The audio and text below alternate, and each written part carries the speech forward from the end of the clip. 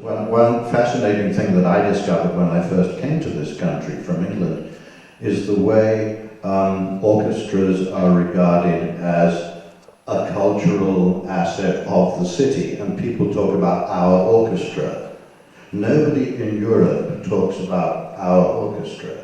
I mean, in London, it would be rather difficult to do so because there are 5 full-time symphony orchestras in London, so which one is ours? But it's partly a function of the fact, I think, that this is a very young country, and consequently, tradition is very important to it. Whereas in the older countries of Europe, where you have orchestras, they've been around for so long that you don't have to think about tradition.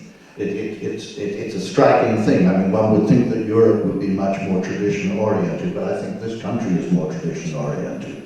What do you two think about? I want to ask Tom a question, because what we see a lot in orchestras in our country, there are many examples where they're trying, some, I think unsuccessfully, are trying to leave this idea of a conductor being an integral part of the community. I mean, for example, I think of Pittsburgh, where they were looking for a new music director, and they hired 3 people, one of which only conducted for 1 week.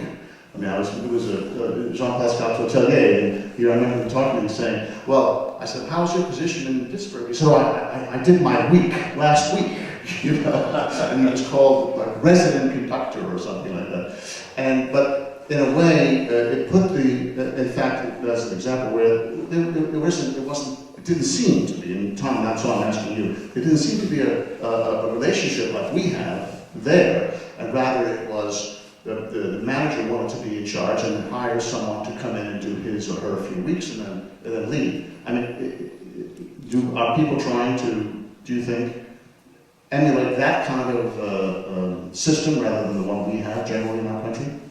I think it depends on the community. I really think that's an important piece of the equation. I do know that orchestras are in transition in this country.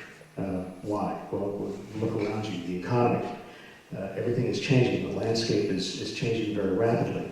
And what's really important is that an orchestra relate to its community. Much more than relate, actually. Really become an instrumental part of the community. In the very living core of its community. And some orchestras tend to approach that differently, and there has been some experimentation in the last 10 years or so with various kinds of leadership models. And in some places it seems to work better than others. Is it better than the traditional model that we have grown through over the years? In some cases not. It hasn't. Has there been any example where it is better in this country? I think at the St. Paul Chamber Orchestra they've done some interesting things artistically as a result of artistic partnership. That's a little bit different than what you're talking about in Pittsburgh. And there are some orchestras, I think, which have benefited greatly from a less controversial model of a music director and perhaps a principal guest conductor who brings a different set of skills and different kinds of repertoire to the table. And that goes back many years, whether you're talking about Boston or some of the other larger orchestras, where there's a long-standing tradition that has to do with the kind of music they want to present and what they're trying to accomplish. Well, and the situation in Chicago where you have had a music director who does a wide swathe of repertoire and a principal guest conductor in Pierre Boulez who very much specializes in contemporary repertoire. And there are certainly orchestras that have a Baroque specialist on hand. That's right, and again it comes down to the orchestra, because in some communities, some orchestras do a narrower field of kinds of repertoire and programming. In Chicago, they don't do pops concerts, for example. There are other orchestras that fill that niche in that community.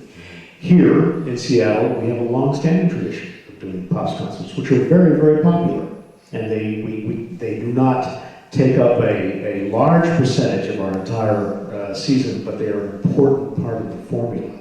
And it requires a different musical approach. Hence, that's why we have guest conductors do the pops concerts. And this year, for the first time, Marvin Hamlish is our principal pops conductor. And when I was growing up in London, there was a series of concerts by the Royal Philharmonic called the Thomas Beecham Popular Concerts. And one of the press comments on this was, the repertoire appears to be music that is popular with Sir Thomas.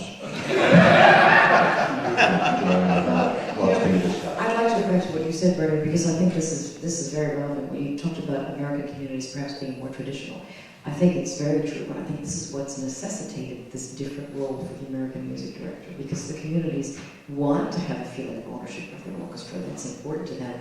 We've dealt with, in Buffalo in the past, several attempts to merge with the Rochester Philharmonic, which might make logistical sense because the cities are only about an hour and a half from each other. But the resistance from both cities is extraordinarily strong because they want their own orchestra that belongs to them.